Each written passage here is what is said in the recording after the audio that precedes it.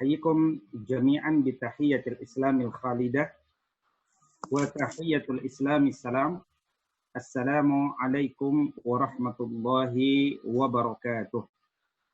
Semoga kedamaian, rahmat Allah, berkahnya tercurahkan kepada antum semua ini. Alhamdulillah, alhamdulillahi wa kafa, wassalatu wassalamu ala nabiyyil mustafa wa ala alihi wa sahbihi wa man tabi'a hudahum ila yaumiddin wa man tabi'a hudahu ila yaumiddin amma ba'du. Ikhwani wa akhawati fid din rahimani wa rahimakumullah. Alhamdulillah, pada kesempatan yang berbahagia ini di malam hari ini kita membahas tentang satu tema kebangsaan yang menarik dilihat dari berbagai sisi. Karena itu mudah-mudahan malam ini kita bukan sekadar mengkaji, tetapi juga menyiapkan aksi.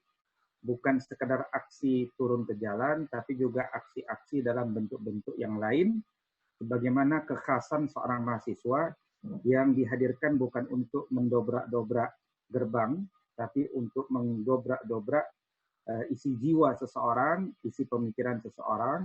Karena itu mahasiswa harus punya narasi sebelum bergerak. Mohon izin saya background-nya pakai PUI dan bajunya juga pakai PUI karena baru belum selesai rapat tadi di room sebelah, hanya karena saya ada janji sama antum jam 9, akhirnya Ana langsung pindah. Ya, jadi belum sempat ganti baju, belum sempat ganti background, tapi juga sekalian saja memperkenalkan bahwa antum mahasiswa juga harus kenal dengan PUI. Kenalnya jangan Muhammadiyah sama NU doang.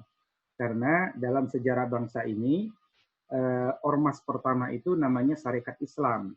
Kemudian Sarekat Dagang Islam, kemudian nanti jadi Partai Islam, ya, ke depan Masyumi.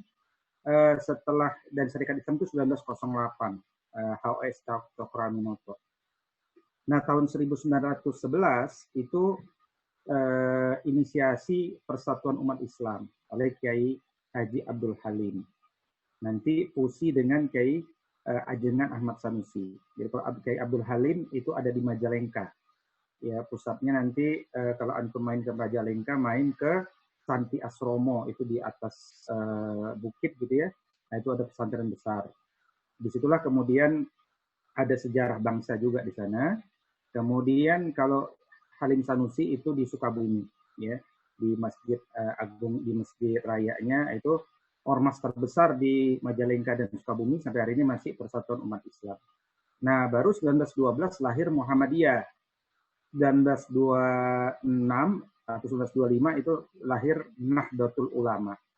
Jadi secara sejarah Persatuan Umat Islam ini ormas terbesar kedua.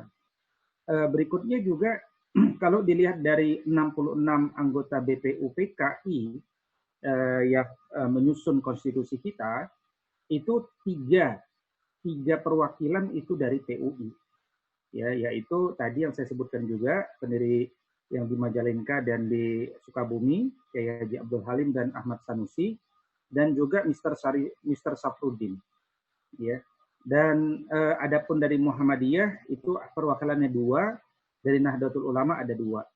Nah, karena itu kemudian sejak terbitnya awal, PUI itu sudah sangat dekat sebenarnya dengan isu-isu kebangsaan, bahkan menjadi penyusun konsep-konsep negara ini awal. Bahkan Kiai Abdul Halim itu cukup dekat dengan Soekarno.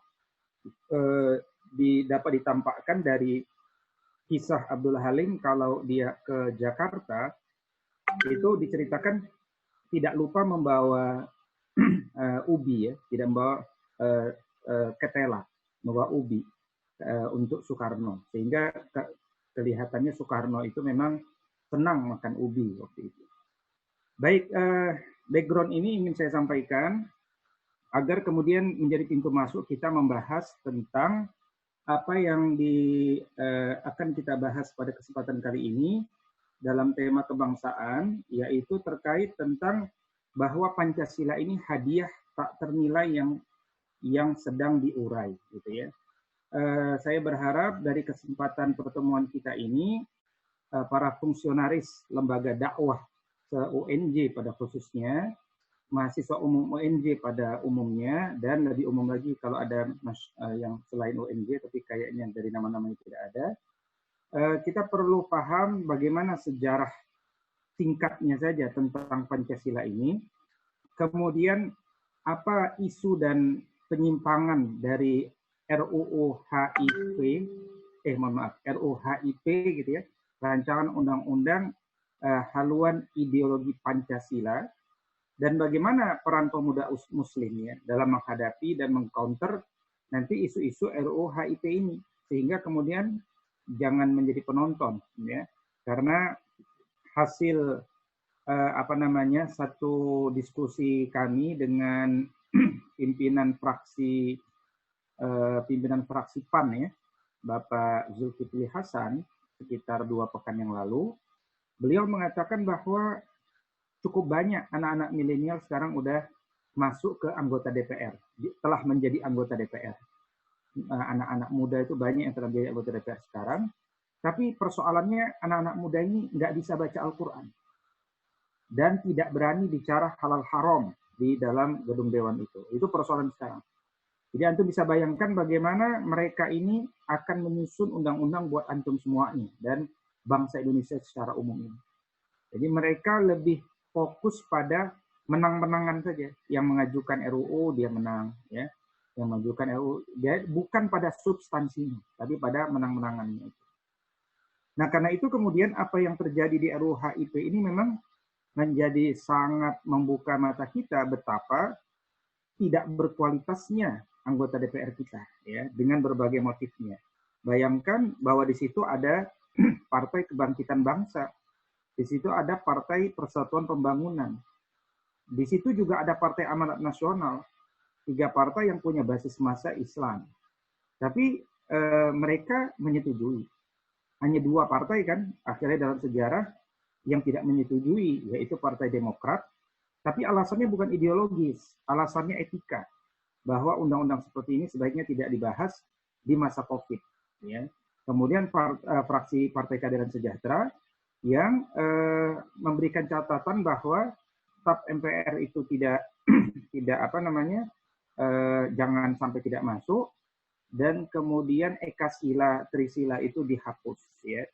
Nah karena itu kemudian seperti apa narasi RUU HIP itu? Saya kebetulan memang telah mengkaji cukup lama, minimal 2 minggu terakhir, dan cara kita mengkaji mahasiswa semuanya untuk masalah-masalah seperti ini adalah hendaknya kita membaca seluruh pasal-pasalnya, kemudian setelah itu membaca seluruh narasi yang ada di naskah akademik. Jadi kita ini kan orang-orang akademik, karena itu terbiasalah untuk tidak mencukupkan pada berita-berita di newspaper, di koran, tetapi langsung masuk ke dalam dokumen-dokumen resmi, yaitu dokumen-dokumen bersejarah. Setiap isi rapat sekalipun itu bersejarah, itu disimpan. Titik komanya itu ada di gedung DPR. Termasuk diskusi perdebatan di sidang konstituante terkait tentang dasar negara itu semuanya terjaga. Ya, titik komanya terjaga. Karena itu kemudian penting bagi kita untuk memahami, tentunya karena kita adalah bukan kita, antum maksudnya, karena antum itu adalah fungsionaris lembaga dakwah se-UNJ, maka harapan anak antum itu bergerak dengan Islamic worldview, dengan pandangan hidup Islam, gitu ya. Jangan sampai kita memperjuangkan Islam, tapi kita tidak kuasai kosakata Islam, ya. Kita tidak mengenal kosakata Barat, ya. Kalau kita ingin menguasai perjuangan Islam, salah satu langkah berikutnya adalah pelajari peradaban Barat, pelajari kosakata Barat, pelajari sejarah-sejarah Barat dan kata-katanya. Karena dengan itu antum jadi tahu di tengah hegemoni peradaban Barat ini, ternyata cara berpikir kita secara tanpa sadar itu kemudian jangan-jangan telah terbaratkan. Jangan-jangan telah terbaratkan. Ya, saya khawatir mungkin sudah banyak mahasiswa Muslim yang niatnya baik, tetapi pilihan kosakatanya keliru. Misalkan dia katakan, mari kita perjuangkan generasi muda yang humanis. Misalnya. Nah, itu sebenarnya udah keliru penggunaan kata humanis itu. Atau kemudian, mari kita perjuangkan kesetaraan gender, karena Islam itu mendukung kesetaraan gender, gitu misalkan. Nah, itu satu contoh bahwa mahasiswa kurang literasi, tidak mengerti persoalan pemikiran, gitu ya. Baik, saya membuatkan slide ya, saya membuatkan slide. Tetapi sebelum saya masuk kepada slide ini, pekan lalu kebetulan saya bukan seluruh pimpinan ormas ya, karena saya wakil ketua umum PUI, jadi berkesempatan juga dengan jabatan itu bisa diundang di Kementerian Polhukam ya, Kementerian Politik, Hukum dan HAM, Bapak Profesor Mahfud MD. Jadi apa yang saya sampaikan di slide ini itu sebenarnya saya sudah sampaikan di depan Pak Mahfud MD. Bahkan saya sampaikan, mohon maaf Pak Mahfud, kalau ada kritik silakan disampaikan, tapi kami sebagai umat Islam pada umumnya memahami seperti ini begitu. Baik, apa yang saya sampaikan itu nanti ada di slide ini secara umum ya. Saya akan share screen. Judulnya adalah sekitar kontroversi RUU HIP ini. Nanti ada potongan sejarah juga yang penting untuk kita pahami ya. Jadi slide ini dibuat, kelihatan ya semua di mahasiswa, di kawan-kawan semua ya. Jadi slide ini dibuat sebagai bahan tambahan bagi bangsa Indonesia dalam perjuangan menjaga dan merawat Pancasila dari penafsiran-penafsiran sesuai kepentingan politik di setiap zamannya.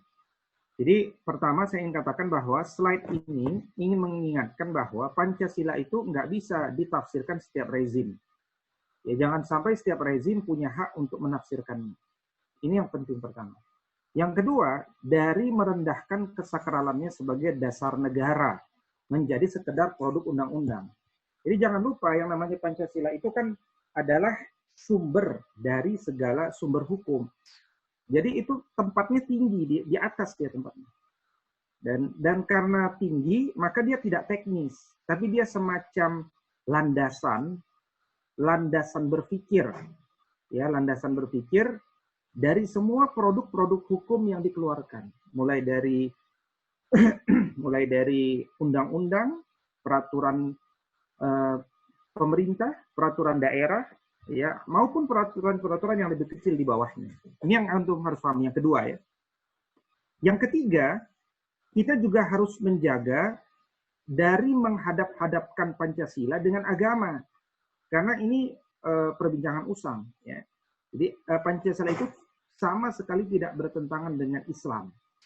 Mungkin bertentangan dengan agama lain, tapi sejauh ini dia tidak bertentangan dengan Islam sama sekali. Dan nanti kita akan bahas kenapa disebut Pancasila itu tidak bertentangan, dan menurut hemat saya sudah tidak efektif hari ini kalau mahasiswa masih membicarakan bahwa Pancasila itu adalah tauhid misalkan, atau Pancasila itu tidak Islami misalkan. Ya. Biarkan saja sekelompok kecil mahasiswa masih berbicara seperti itu, tapi kita sudah selesai dengan persoalan ini. Ya. Berikutnya adalah dari usaha, jadi kita ingin juga menjaga dan merawat Pancasila dari usaha pereduksian nilai-nilai berketuhanan yang Maha Esa, sebagaimana RUU HIP ini. Jadi berketuhanan yang Maha Esa itu akhirnya jadi causa prima. Ya, dia jadi causa prima. Baik, nanti saya akan jelaskan lebih detail ya. Jadi bagaimana kemudian baik, saya ingin sampaikan di sini ya. Ini ada satu slide yang penting sekali untuk dipahami oleh para mahasiswa, yaitu konsep transcendent unity of religion, konsep kesatuan agama di tingkat transendental. Jadi dalam konteks di level esoterik, ya, di level esoterik, mereka ini orang-orang Barat menganggap bahwa di level esoterik Tuhan kita itu, Tuhan yang disembah oleh semua agama itu sebenarnya sama. Ya. Dalam konteks Islam, Kristen, Yahudi, ya Buddha, Hindu, Konghucu, itu sebenarnya Tuhannya sama di level esoterik. Tapi di level eksoterik, yaitu di level tentang bagaimana mengekspresikan cinta kepada Tuhan yang sama itu, nah ini kemudian berbeda-beda. Di sini kemudian berbeda-beda. Nah ini kalau tidak dipahami secara kritis, banyak juga mahasiswa bahkan tokoh-tokoh yang terjebak. Misalkan Nurcholish Madjid, ya tokoh yang sebenarnya sangat cerdas. Tetapi akhirnya mengatakan bahwa beragama itu seperti roda, ya seperti roda. Sumbunya itu adalah bertuhan, sementara jari-jarinya itu adalah agama itu. Jadi sebenarnya semua agama itu merujuk pada Tuhan yang sama. Nah ini mahasiswa harus bisa menjelaskan bahwa ini konsep yang keliru, ya bahwa ini konsep yang keliru. Baik, berikutnya ini saya kira tidak. Oke, ini saya sampaikan saja bahwa kemudian sebagai seorang Muslim sebenarnya kita punya cara pandang bahwa berislam menjadi manusia yang terbaik, insan kamil kalau istilah Ibn Arabi, manusia sempurna, manusia beradab, itu adalah ketika kita berpegang teguh dengan kitab suci kita. Dan tahapan berpegang teguh dengan kitab suci itu diawali, kita perhatikan bagaimana turunnya Al-Quran itu, mulai dari konsep Makkah awal, itu ada konsep-konsep yang berbeda dengan konsep Makkah akhir, dan kemudian dengan konsep Madinah, ya. Jadi konsep agama, konsep negara, konsep umat, konsep ukhuwah, konsep jihad, ini konsep-konsep yang harus ditegakkan, tetapi setelah yang menegakkan itu paham betul dengan konsep-konsep yang diturunkan dari kitab suci, konsep-konsep yang lahir dari konsekuensi bertuhan dengan berketuhanan yang Maha Esa, sehingga berkonsekuensi berpegang pada kitab suci. Nah, kitab suci itu diturunkan bertahap. Nah, pada tahapan masing-masing itu memiliki konsepnya masing-masing, gitu ya. Nah, ini penting untuk disampaikan juga. Karena itu cara pandang kita seluruhnya adalah cara pandang bertuhan. Nah, berikutnya kalau kita paham bahwa agama Islam ini, agama kita ini disebut sebagai ad-din, ya. Ad-din itu tidak sesederhana dia diterjemahkan sebagai agama. Jadi ad-din itu tidak sesederhana diterjemahkan sebagai agama. Ad-din itu punya kandungan yang mendalam. Ya. Dia punya kandungan. Ini seluruh kata ini berkorelasi dengan makna ad-din, ya. Yaitu bagaimana manusia itu harus disadarkan bahwa dia punya hutang kepada Allah, sehingga karena mereka punya perasaan keberhutangan, akhirnya mereka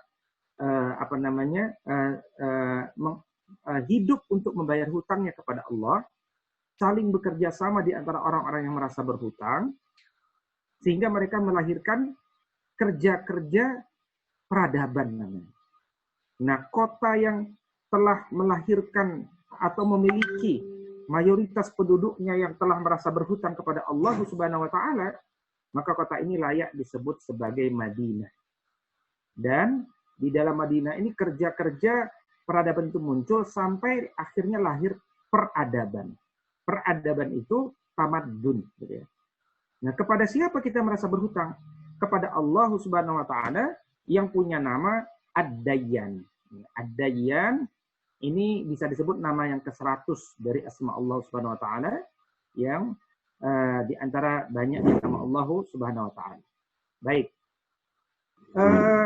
Kemudian saya akan coba langsung masuk kepada konteks ini, ya, konteks kita sebagai manusia, ya.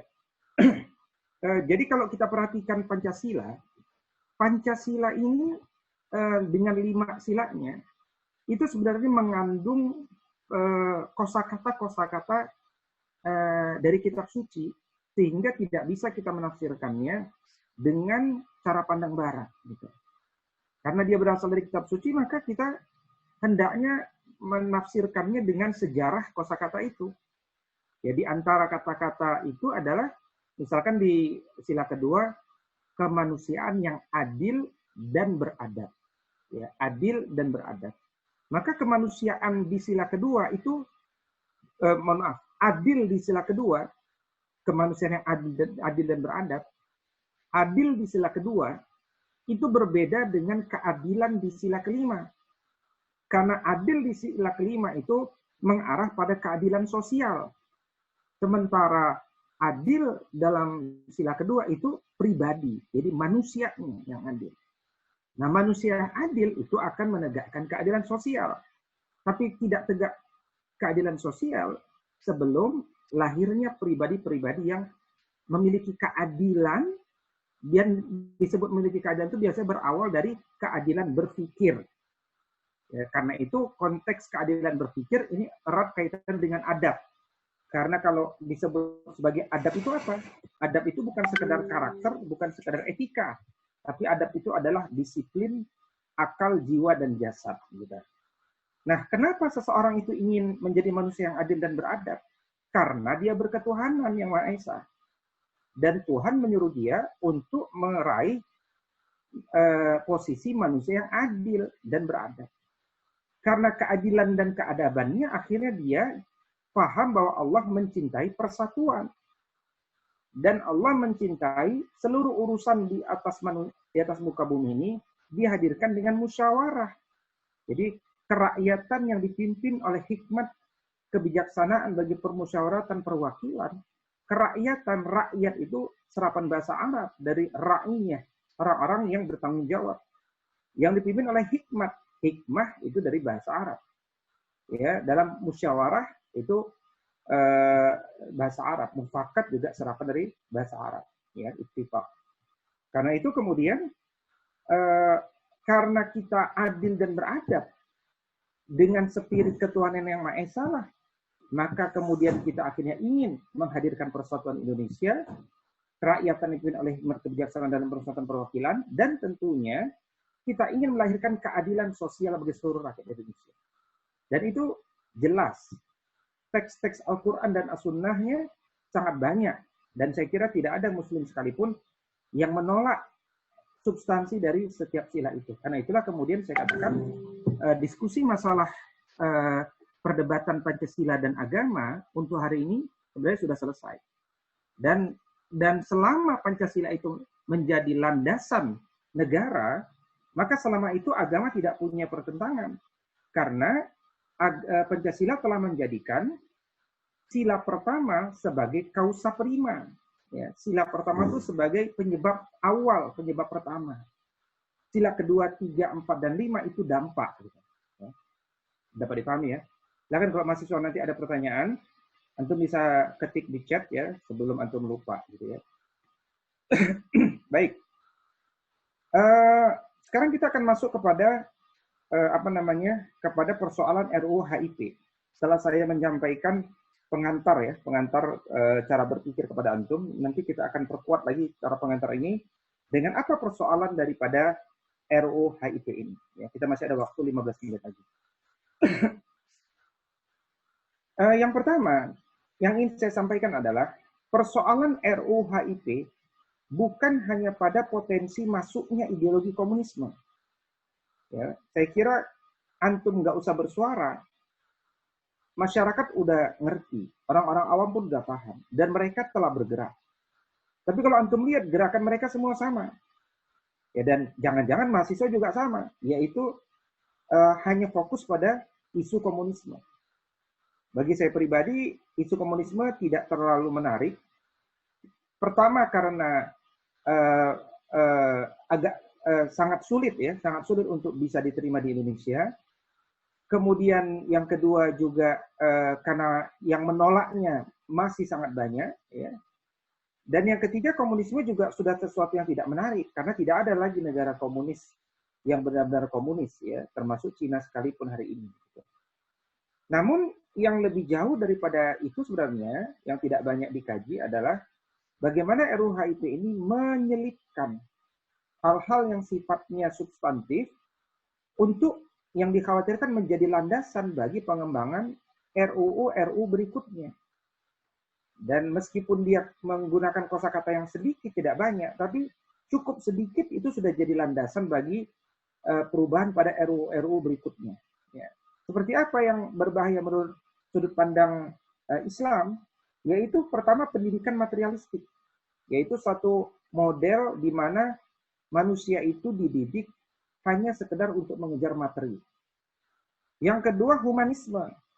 Ya, humanisme itu satu pemikiran di mana manusia adalah pusat segala-galanya. Karena itu menakar kebenaran, kebaikan, keadilan itu semuanya berbasis pada manusia. Ya.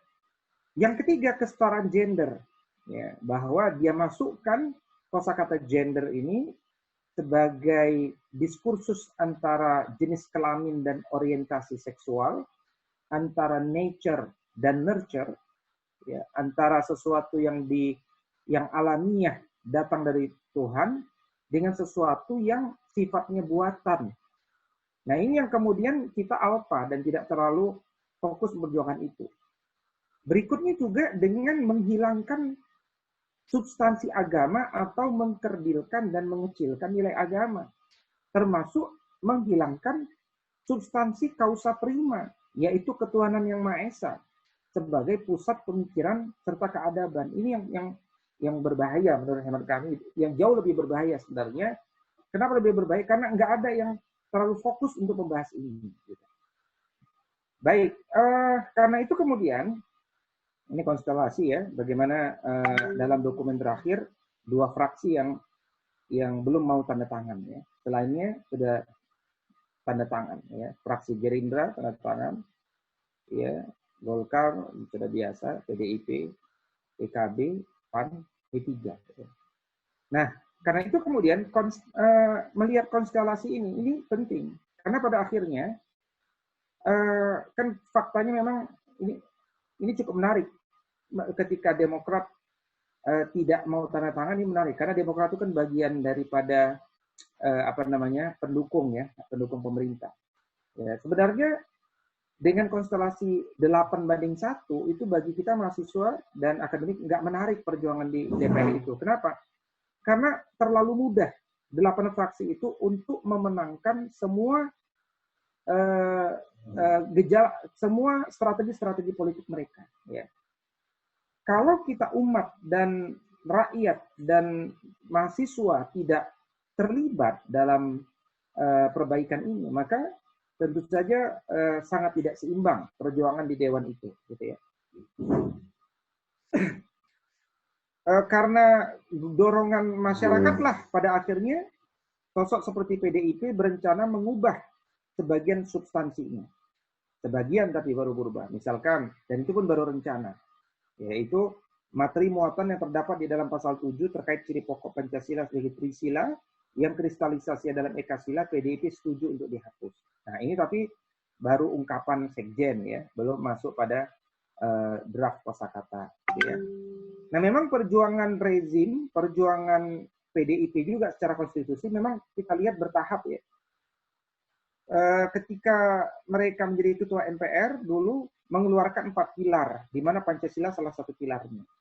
Kemudian ketika tahun 2017 ya Presiden membentuk unit kerja Presiden, yaitu pembinaan ideologi Pancasila. Tahun 2018 Presiden membentuk Badan Pembinaan Ideologi Pancasila. Dan di masa hari ini muncul RUU HIP yang sebenarnya katanya niatannya adalah hanya untuk menjadi undang-undang yang menjadi landasan akan pentingnya BPIP. Itu sebenarnya tujuan dasarnya. Tapi ternyata isinya enggak seperti itu, jauh melampaui tujuan dasarnya. Dan kader PDIP Oneng ya, itu diminta sebagai ketua panjanya. Gitu. Nah, apa 9 persoalan mendasar? Saya sebutkan 9, saya coba summary-kan supaya antum mudah untuk, meskipun mungkin masih sulit juga ya, tapi di antara semua persoalan itu saya kerucutkan jadi 9 persoalan mendasar RUU HIP ini. Apa saja 9 persoalan mendasar itu? 1, problem judul. Jadi contradiction in terminis. Jadi kita dalam memperjuangkan yang sifatnya naskah-naskah akademik ini jangan lupa kita sedang bermain kata-kata di sini. Karena itu cara perjuangan kita juga perjuangan kata-kata. Dan kata-kata itu dimulai dari judul. Dan seringkali perjuangan itu bisa dimenangkan baru di tahap judul. Gitu. Jadi jangan remehkan membahas problem judul itu. Ya. Yang kedua persoalan dasarnya adalah terjadi upaya downgrading Pancasila. Jadi Pancasila itu yang tinggi, yang mulia, yang sakral, dia ingin diturunkan menjadi hal-hal yang sifatnya teknis, gitu, menjadi kering, ya, menjadi potensi alat gebuk, gitu kira-kira. Nah, yang ketiga menyalahi etika bernegara. Ya, etika bernegara itu apa? Pembahasan diam-diam, ya, pembahasan di masa di mana negara ini lagi butuh dana untuk penanganan COVID, ya. Padahal merumuskan RUU ini dana semua, rapatnya anggota dewan, ya, sosialisasinya, membentuk badan ini dana semua. Pertanyaannya apakah memang sudah sepenting itu, ya, sehingga kita harus membuat undang-undang ini. Berikutnya yang keempat, ini yang terkait dengan sejarah, ini mengkhianati sejarah lengkap Pancasila, ya. Seperti apa itu nanti kita akan bahas. Berikutnya membangkitkan sentimen PKI. Nah, ini satu di antara yang sudah ramai lah, ya. Yang keenam, menghilangkan ruh ketuhanan yang Maha Esa. Yang ketujuh, berkonsekuensi, ya. Jadi kalau nanti jadi undang-undang, konsekuensinya harus disadari. Itu konsekuensinya meragukan keabsahan seluruh produk konstitusi 75 tahun terakhir semenjak negara ini ada. Kok bisa? Nah, nanti saya tunjukkan kosakatanya. Yang kedelapan, menyelipkan ideologi Barat ke dalam negara kita yang berketuhanan yang Maha Esa ini. Dan yang terakhir adalah kemanusiaan yang adil dan beradab itu hilang dan digantikan dengan manusia Pancasila. Ya, antum kalau baca naskahnya dari awal sampai akhir tidak akan ketemu dengan pembahasan manusia yang adil. Ya. Manusia yang adil, manusia yang beradab itu tidak ketemu. Ya. Jadi semuanya diarahkan kepada manusia Pancasila, budaya Pancasila, masyarakat Pancasila, ya, dan seterusnya. Yang notabene itu abstrak. Ya, baik, kita coba bahas satu-satu. Yang pertama, dampak pertama adalah problem judul. Ya, judulnya adalah RUU Haluan Ideologi Pancasila. Ya, RUU Haluan Ideologi Pancasila. Apa persoalannya? Ya. Jadi, pertama kita sering harus lihat apa arti haluan. Apa arti haluan? Haluan itu bermakna arah, tujuan, terdepan, sebelah muka, pedoman. Jadi kalau kita jadikan Pancasila itu sebagai haluan, nah ini, jadi begini, Pancasila itu sudah ditetapkan sebagai ideologi negara dan sumber dari segala sumber negara. Ya, karena itu kemudian karena dia menjadi ideologi landasan filosofi itu sebenarnya sudah jelas. Ya, tetapi ketika kita sebutkan, jadi Pancasila itu ideologi. Jadi kalau kita sebut bahwa ideologi Pancasila itu berarti ideologi. Ya, contoh kalau Anda lihat nanti dari 4 pilar, itu penggunaan kata ideologi Pancasila jadi rancu karena Pancasila itu ideologi negara. Jadi haluan ideologi daripada ideologi negara. Nah, itu tidak efektif secara judul, gitu ya. Berikutnya, judul ini juga menyeratkan bahwa haluan ideologi Pancasila berarti yang dibina adalah ideologinya. Padahal harusnya masyarakatnya yang didorong untuk menghayati ideologinya.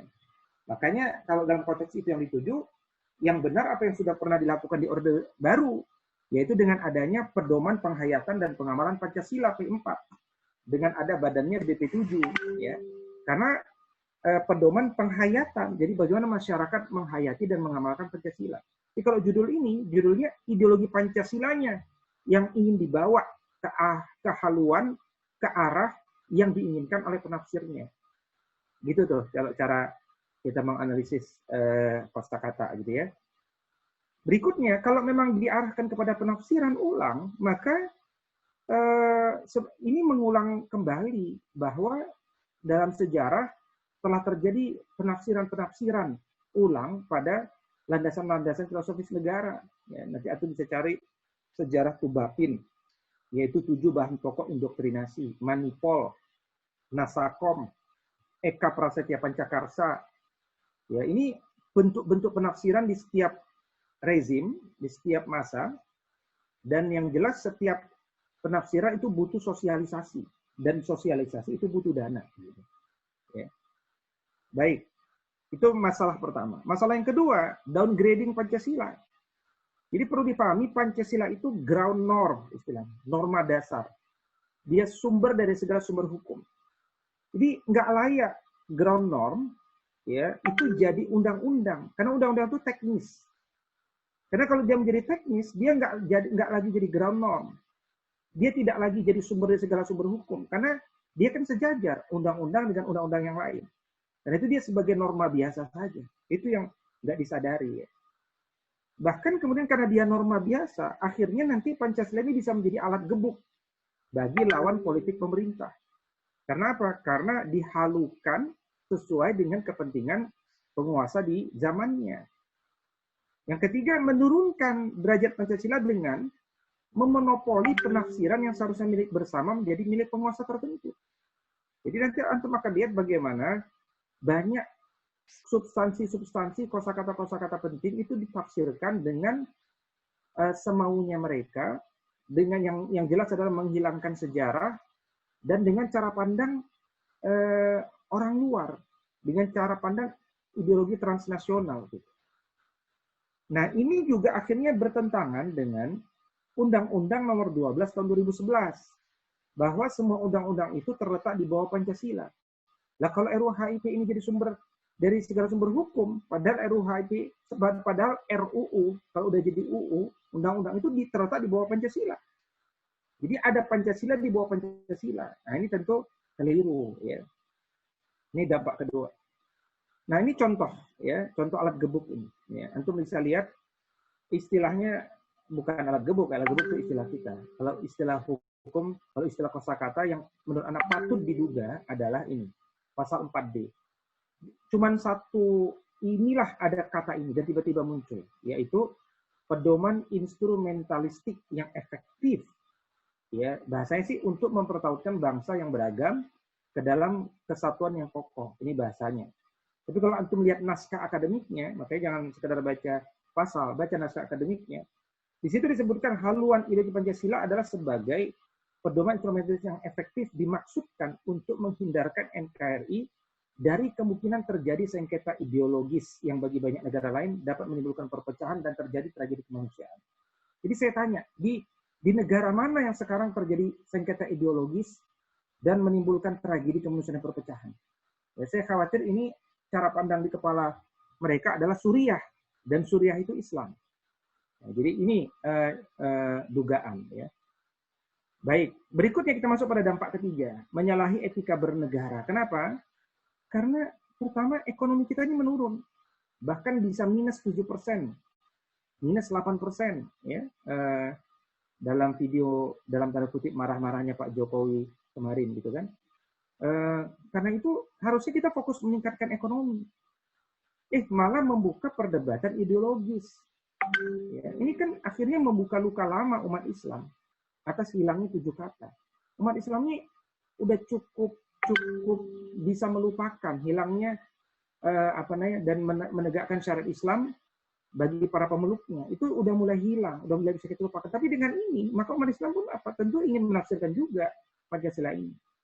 Nah, berikutnya juga ini dibahas dengan tidak memenuhi skala prioritas. Karena kita di masa wabah COVID, ya, diproses dengan diam-diam, terkesan menutup diri dari aspirasi masyarakat madani. Gitu. Berikutnya menghabiskan waktu yang seharusnya bisa digunakan untuk membantu bencana, malah kemudian membahas hal itu. Ya. Baik, waktunya tinggal 2 menit, ya, saya akan coba buru-buru. Dampak yang keempat adalah mengkhianati sejarah lengkap Pancasila. Ya, mengkhianati sejarah lengkap Pancasila. Jadi, antum harus paham bahwa ya, kata Pancasila itu memang muncul 1 Juni 1945. Ya, 1 Juni 1945. Tapi itu biasa aja. Itu ada presiden pidato gitu. Presiden pidato. Dia sampaikan ada Pancasila namanya. Tapi redaksinya bukan redaksi hari ini. Jadi bahkan ketuhanan itu diletakkan nomor 5. Bahkan juga ada narasi berketuhanan yang berkebudayaan. Ya, bahkan menafsirkan 5 sila tadi itu Soekarno ya sebagai presiden menjelaskan bahwa dari 5 sila itu kalau diperas lagi tinggal 3 sila. Dan 3 sila itu kalau diperas lagi itu menjadi 1 sila. Dan 1 sila itu adalah gotong royong. Nah, gotong royong ini kemudian didukung oleh Partai Komunis Indonesia. Ya, dijadikan tagline, dijadikan perjuangan. Soekarno senang, seterusnya. Nah, itu sejarahnya. Padahal sejak 1 Juni 1945 hingga kemudian redaksi Pancasila yang hari ini itu terjadi pergulatan yang panjang, ya, terjadi perjalanan panjang. Kan negara ini negara bersama, negara yang dibangun bersama. Kenapa kemudian kita mengembalikan pada 1 Juni, di mana hanya Soekarno seorang, dan ini kan dampaknya menegasikan, menghilangkan ya kerja-kerja bersama tokoh bangsa. Itu yang berbahaya sebenarnya. Ya, karena itu langkah PDIP khususnya, itu sebenarnya bagus juga ya mereka memang bertahap begitu ya. Dia perjuangkan bagaimana 1 Juni itu jadilah hari lahir Pancasila. Sebenarnya kan tidak tepat. Kalau hari lahir kosakata Pancasila betul. Itulah hari lahir redaksi Pancasila yang kita diminta dihafalkan dia hari ini itu bukan 1 Juni. Itu 18 Agustus 1945. Karena itu dampaknya apa? Ini mengkhianati sejarah lengkap.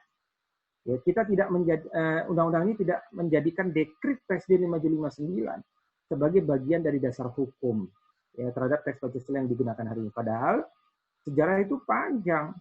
Mulai dari pidato awal, pidato Soekarno 1945, nanti ada kesepakatan Piagam Jakarta 22 Juni 1945. Ada lagi pembukaan Undang-Undang 1945 18 Juli. Kemudian dekret Presiden 5 Juli. Yang dekret Presiden itu untuk kembali pada Undang-Undang 1945 yang sah. Dan dekret ini nanti diterima bulat oleh DPR RI 22 Juni 1999. Nah, ini yang harusnya kita amankan. Karena itu secara substansi, memaksakan RUU-HIP dengan pengertian yang sekarang, itu memaksakan kembali ke 1 Juni, berarti memaksakan hanya pada pemikiran Soekarno seorang, berarti menghilangkan kebersamaan. Jadi mereka ingin berjalan sendiri, ingin tokoh mereka sendiri, bukan hasil bersama. Berarti semangatnya bukan kebangsaan, semangatnya adalah kelompok, yaitu kelompok PDIP. Nah ini yang kita kritik sebenarnya, gitu ya. Karena bangsa ini bukan hanya PDIP.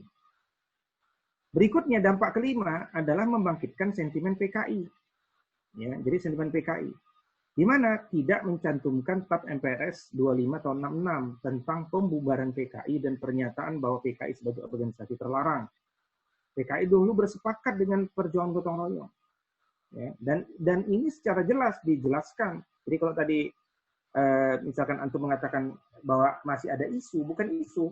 Di pasal 7 ayat 2 itu jelas bahwa ciri pokok Pancasila itu menjadi trisila. Dan trisila itu sosionasionalisme, sosiodemokrasi, dan Tuhan yang berkebudayaan. Jadi ini betul-betul pemikiran Soekarno seorang. Jadi pemikiran Soekarno ini yang kemudian dimasukkan. Itu bahaya besarnya itu. Ingin menjadikan penafsiran negeri ini pada penafsiran satu partai. Gitu. Nah trisila itu diperas lagi menjadi ekasila. Ini pasal 7 ayat 3. Yaitu gotong royong. Jadi jelas di sana. Ya. Nah itu bahayanya dampak kelima. Nah, dan dampak kelima ini yang ramai kan diperjuangkan. Nah, tapi persoalannya bukan hanya itu. Ya. Nah, dampak yang keenam, menghilangkan ruh ketuhanan yang Maha Esa. Tidak ada penjelasan tentang ketuhanan yang Maha Esa sama sekali. Ya, bahkan, ya nanti Anda bisa lihat ya, bagaimana memuat ulang diskursus ketuhanan yang berkebudayaan. Ini sudah pernah masalah dalam sepanjang sejarah perdebatan. Apa yang disampaikan Soekarno sebagai ketuhanan yang berkebudayaan itu sudah banyak dikaji, ditolak. Ya, khususnya oleh tokoh-tokoh Islam. Nah, kita tidak tahu apa yang ada di benak mereka dengan ketuhanan itu. Ya, seakan-akan, jadi gini, ketuhanan yang berkebudayaan itu dampaknya adalah ketika kita bertuhan, maka kita harus tunduk pada budaya. Jadi kita bertuhan, tetapi jangan mengganggu budaya, gitu kira-kira. Ya. Toleransi pada budaya, meskipun budaya itu mungkin bertentangan dengan ketuhanan, bahkan memusuhi Tuhan. Padahal sekali lagi berketuhanan itu bermakna berkitab suci. Harusnya berkebudayaan yang berketuhanan, atau budaya yang kebudayaan yang berketuhanan, bukan ketuhanan yang berkebudayaan. Ya, mungkin mereka berpikir yang penting kita punya Tuhan. Adapun bahwa kita tunduk kepada Tuhan itu nggak terlalu penting dibahas. Karena cara pandang itulah kemudian selain kata agama ada kata rohani. Ya. Jadi rohani setelah agama, jadi agama, rohani dan budaya.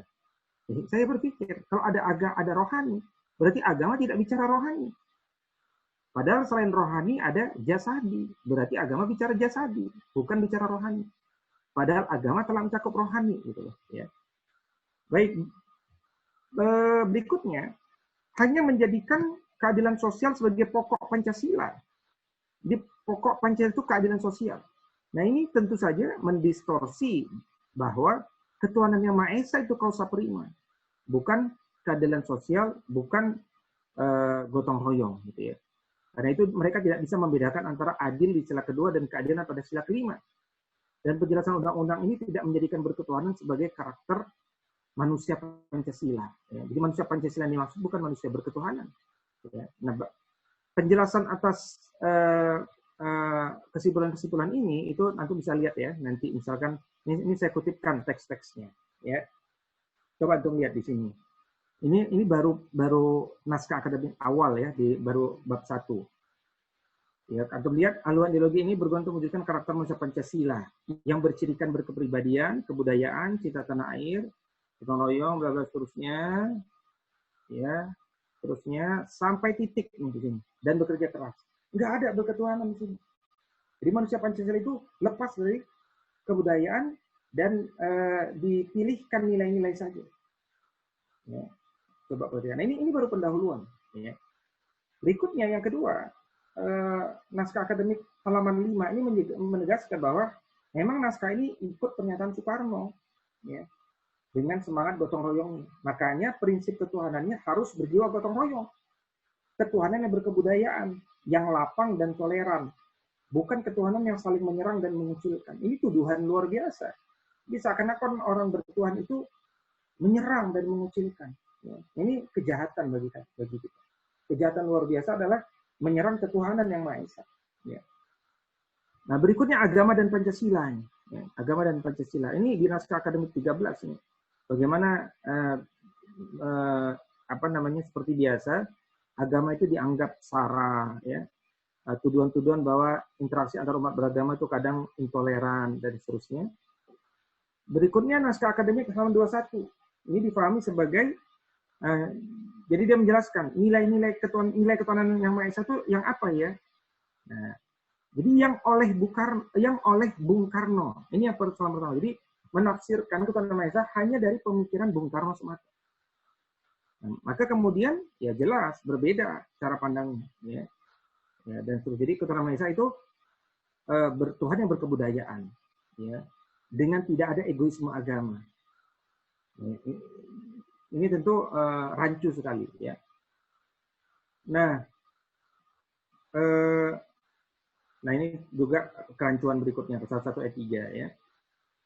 Berikutnya, ini juga pasal 3 juga begitu. Ketuhanan tuh diberhentikan aja, dia ketuhanan aja, bukan ketuhanan yang Maha Esa. Jadi yang Maha Esa itu sangat banyak sekali hilang, ya. Jadi orang yang penting bertuhan. Nah, ini juga contoh yang saya sebut pasal 22 poin 15A, agama, rohani dan kebudayaan. Ini apa lagi? Ya, jadi ada agama, ada rohani. Apa maksudnya? Gitu ya. Baik ya. Berikutnya dampak ketujuh nih. Dampak ketujuh. Jelas di sini disebutkan ya, pasal 1. Tujuan RUU HIP ini apa sih? Adalah pedoman bagi penyelenggara negara dalam menyusun dan menetapkan perencanaan, pelaksanaan dan evaluasi terhadap ya kebijakan di berbagai bidang ya dalam kehidupan bangsa dan negara. Ini dampaknya apa? Sejak negara ini ada, negara ini sudah memproduksi begitu banyak undang-undang. peraturan pemerintah dan seterusnya. Tapi di kalimat ini adalah ya bahwa negara ini butuh pedoman bagi penyelenggara negara. Itu artinya selama ini negara belum punya pedoman. Kalau negara belum punya pedoman, berarti selama ini pedomannya bukan Pancasila. Nah, bagaimana produk 75 tahun yang tidak berpedoman dengan Pancasila? Apa itu hukumnya? Apakah batal secara hukum? Atau dibuat lagi? Atau bagaimana? Itu yang kemudian penting untuk kita kritisi. Gitu ya. Karena itu dibutuhkan RUHP ini berkonsekuensi logis. Lainnya makna hukum bahwa selama 75 tahun ini, ternyata para penyelenggara negara di Indonesia tidak berdasarkan nilai-nilai Pancasila. Tidak setuju. Begitupun adanya kata penduduk nih, antum perhatikan ini, serta arah bagi seluruh warga negara dan penduduk. Jadi ada kata warga negara dan ada kata penduduk. Ini konsekuensi logis bahwa ya ada warga negara asing yang wajib untuk menghafal Pancasila, mempelajari Pancasila. Apakah benar warga negara asing juga harus menjadi manusia Pancasila gitu ya? Baik. Berikutnya dampak ke-8. Nah, ini menyelipkan ideologi Barat. Apa saja ideologi Barat yang dimasukkan? Satu, humanisme. Ya, humanisme ini pemikiran Barat sejak 1808 dari kata humanista yang meyakini kekuatan individu dalam menentukan kebenaran. Ini terlacak mulai ada pemikiran ini sejak zaman Yunani kuno. Kardinal Pelagius dulu yang mulai berwacana bahwa manusia punya kapasitas untuk berkembang sendiri tanpa Tuhan. Manusia bisa tahu baik buruk dengan akalnya. Sejak awal memang ya istilah humanista ini memang wataknya sudah sekuler. Yang kedua, pendefinisian tentang nilai atau value. Ya. Seperti apa pendefinisiannya nanti saya akan kutipkan. Kemudian meniadakan adab sama sekali. Penjelasan adab itu apa tidak ada. Nah, muncul lagi kesetaraan gender. Ya, sekali lagi ingat, gender dan seks itu dua hal yang berbeda.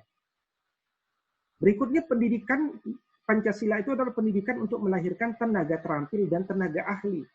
Itu kita tolak di bidang pendidikan. Kenapa? Pendidikan itu untuk melahirkan manusia baik, manusia beradab, manusia yang beriman, bertakwa, dan berakhlak mulia. Bukan manusia pekerja. Kalau kita melahirkan pendidikan untuk manusia pekerja, dia bisa kerja tapi dia tidak bertuhan. Ya, karena itu sangat materialistis, ya, sangat materialistis. Nah, ini contoh-contoh ini contoh nilai ya. Lihat naskah akademik halaman 19 tentang nilai. Ini antum baca di sini. Bagaimana kemudian betul-betul menjelaskan bahwa untuk menentukan kebaikan itu apa, keburukan itu apa, itu berdasarkan subjektivitas manusia saja, berdasarkan pengalaman hidupnya, bacaannya dan seterusnya. Tidak ada dampak daripada berketuhanan yang Maha Esa, gitu ya. Berikutnya, humanisme dengan sangat akal-akalan itu kemudian didorong kepada yang disebut humanis itu adalah yang gotong royong. Jadi pokoknya yang penting gotong royong itu nggak nyambung sebenarnya. Ya,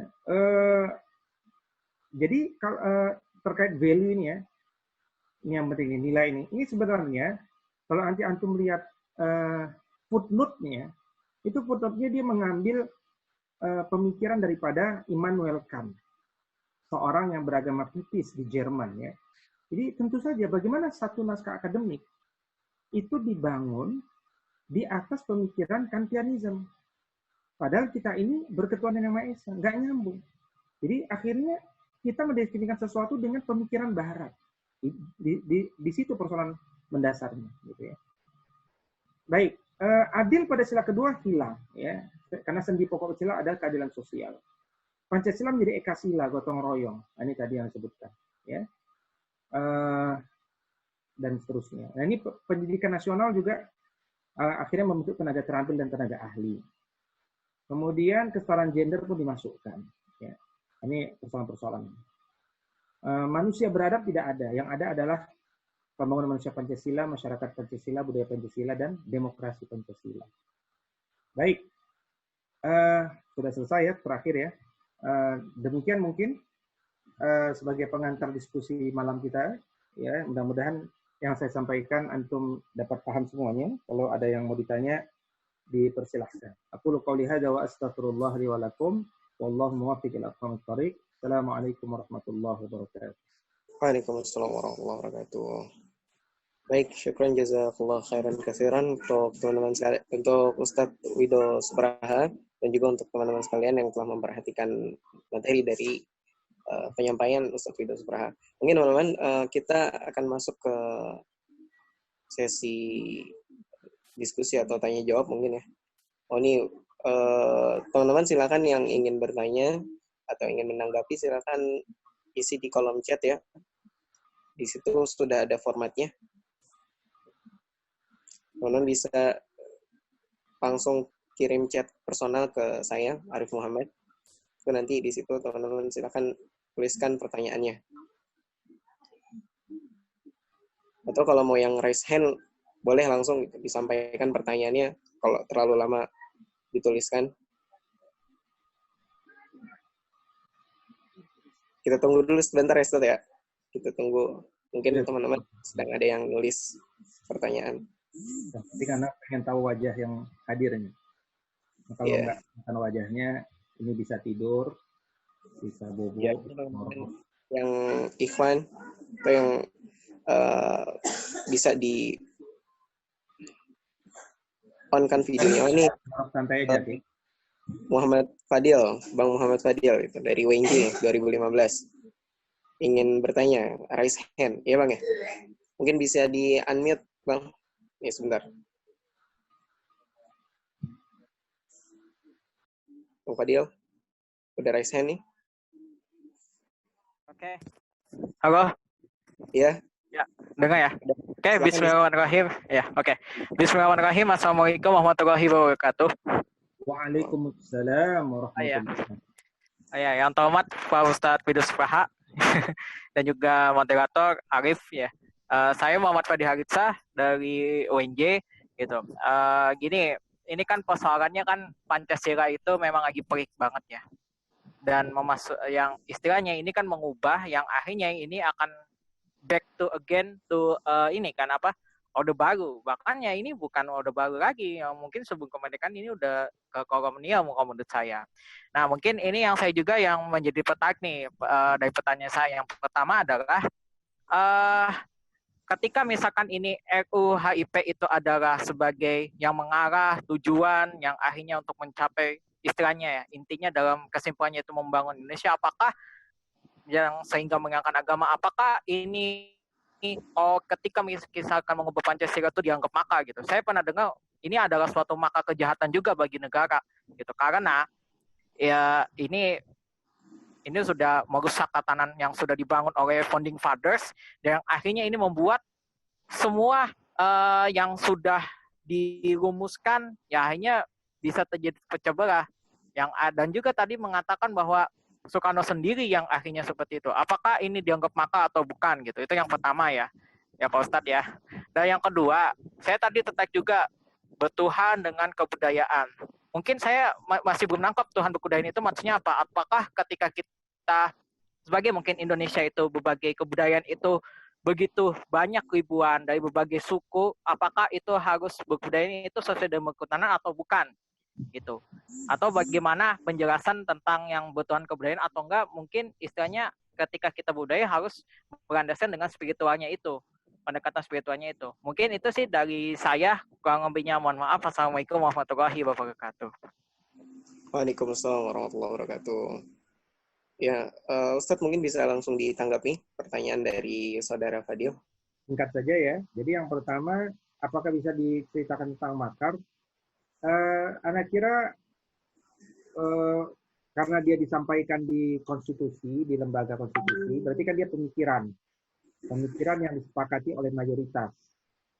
Entah mayoritasnya paham atau karena tidak paham. Ya. Karena itu kemudian pemikiran ini minimal disebut sebagai pemikiran liar, pemikiran ekstrim, pemikiran yang mengandung kejahatan.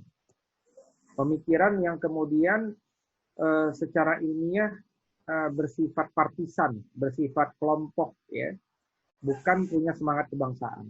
Karena itu antum ketika memperjuangkan narasi itu narasikan dengan narasi kebangsaan. Jadi kita ini bangsa bersama, bukan sekedar kelompok PDIP. Nah itu narasi-narasi Itu yang harus dibangun. Ya. Yang kedua terkait apa maksud ketuhanan yang berkebudayaan, tidak ada penjelasan yang khusus ya terkait ini, karena memang sudah ditolak sejak awal ya, karena itu ulama-ulama cerdas dulu seperti Buya Hamka, Muhammad Natsir itu sudah menolak itu. Tapi kalau mau diperdebatkan secara bahasa ya memang ketika berketuhanan itu artinya kita punya Tuhan dan kita tunduk pada Tuhan. Kan itu di antara tafsirnya. Berkebudayaan itu kita punya budaya. Budaya itu budidaya, yaitu kekuatan manusia. Ya, jadi sesuatu yang diciptakan oleh manusia dan dikuatkan. Nah, karena itu berketuhanan dan berkebudayaan ini kan kontradiksi antara kita mau ikut Tuhan atau mau ikut pemikiran manusia. Nah, ini yang sebenarnya persoalan. Jadi bagaimana mungkin kita berikut Tuhan dengan berikut manusia? Nah, itu namanya kontradiksi. Karena itu keliru secara kosakata. Terjadi kontradiksi dalam terminologi. Nah, karena itu ini narasi-narasi mahasiswa itu harus sampai ke arah sana bahwa judulnya keliru ya, dan substansinya juga penuh kontradiksi. Karena itu dia patut ditolak. Gitu akhir. Wallahu a'lam. Ya, sudah cukup jelas ya, Bang Fadil ya, yang dijawab dari Ustaz Wido. Ya, mungkin karena udah masuk jam 10 nih, satu pertanyaan lagi deh, Ustaz ya. Ustaz. Nggak apa-apa, masih bebas. Antum aja mau tidur kan. Kita coba lihat nih, di kolom chat ada beberapa pertanyaan. Silakan. Saya akan pilih salah satu dari yang bertanya. Ini ada dari Atika Aulia, dari ONJ. Saya bacakan pertanyaan Ustaz. Assalamualaikum Ustaz, izin bertanya bagaimana mengedukasi orang-orang yang masih berpikiran bahwa orang-orang yang kontra dengan RUU HIP ini hanya kalangan muslim saja. Gitu. Udah. Bagaimana Ustaz? Kira-kira mau langsung Ustaz? Kira-kira apanya tuh? Ya, jadi di sini mengedukasi. Jadi kan yang kelihatan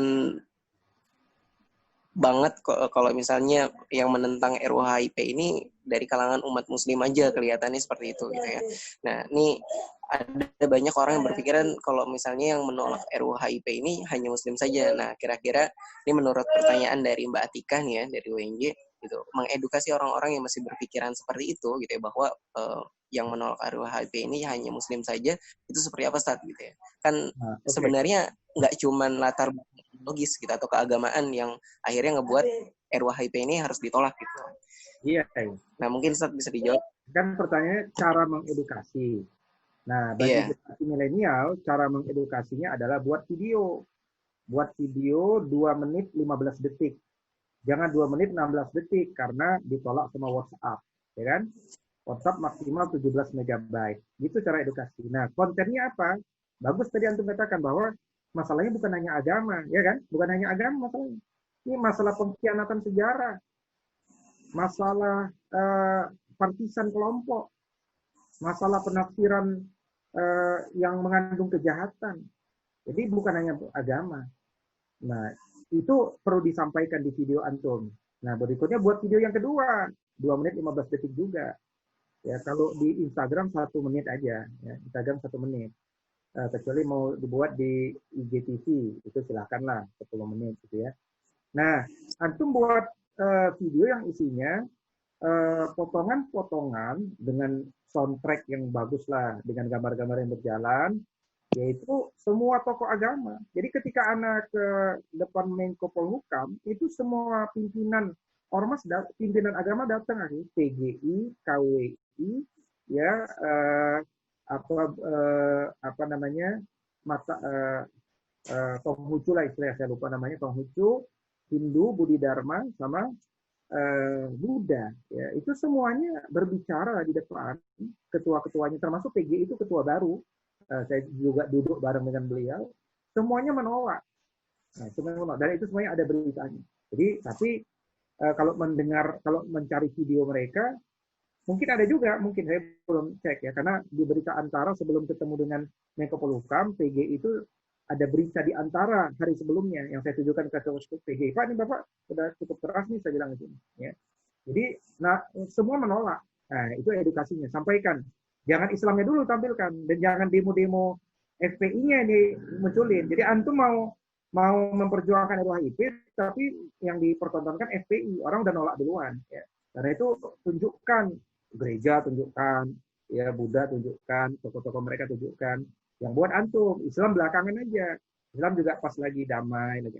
Itu cara menarasikan. Jadi, narasinya bagaimana? Buat video. Buat video dengan konten yang lengkap benar. Semua nolak hari ini. Saya belum ketemu yang menerima tuh nggak ada.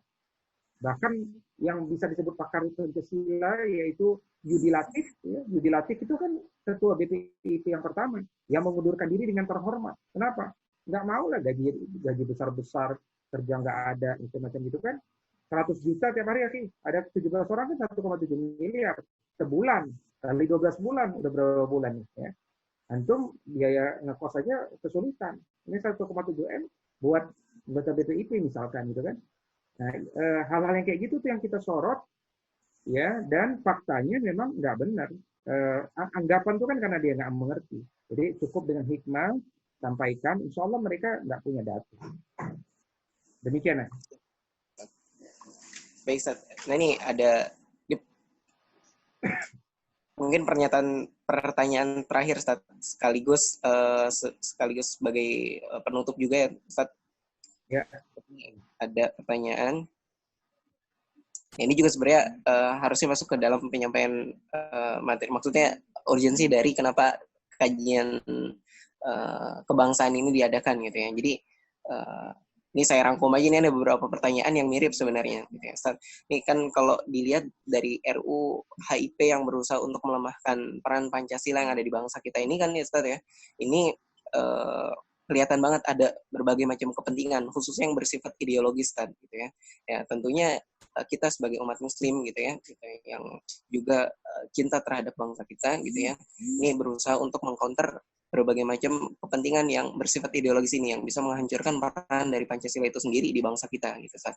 Nah, yang mungkin jadi pertanyaan di kita semua nih, Ustaz, gitu ya, yang mayoritas nih kita sebagai mahasiswa gitu ya, pemuda gitu. Kira-kira peran yang seperti apa, Ustaz, gitu ya, yang tepat gitu ya, yang bisa kita lakukan untuk bisa mengcounter berbagai macam kepentingan yang sifatnya ideologis ini, yang nantinya mungkin bisa memungkinkan bisa merubah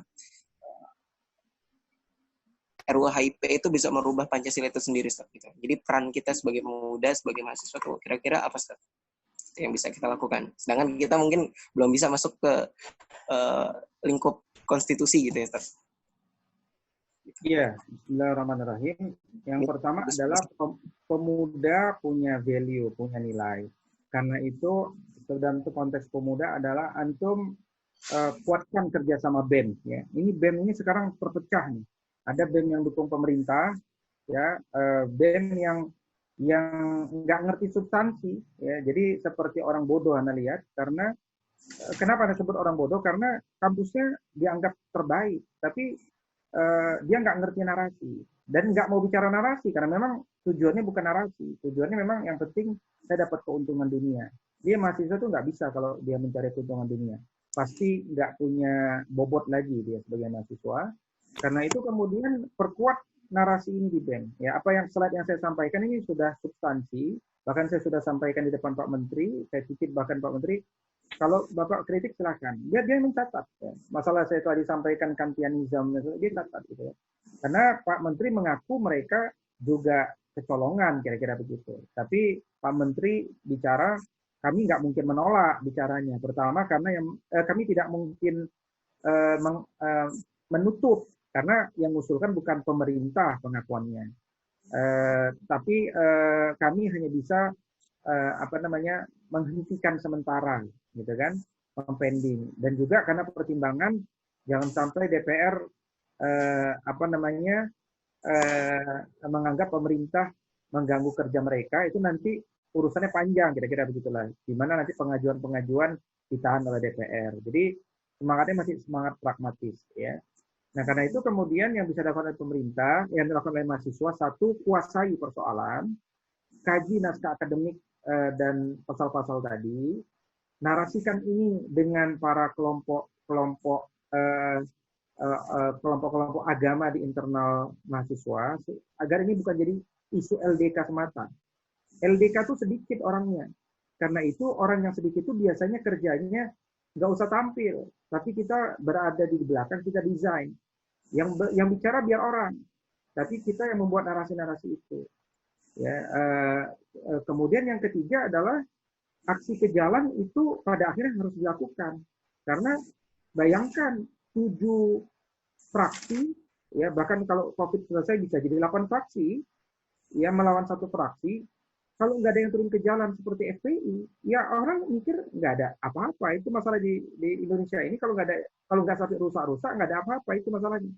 Tetapi tentu saya bukan mengusulkan atau membuat rusak-rusak, karena rusak-rusak itu bukan bagian daripada ajaran Islam.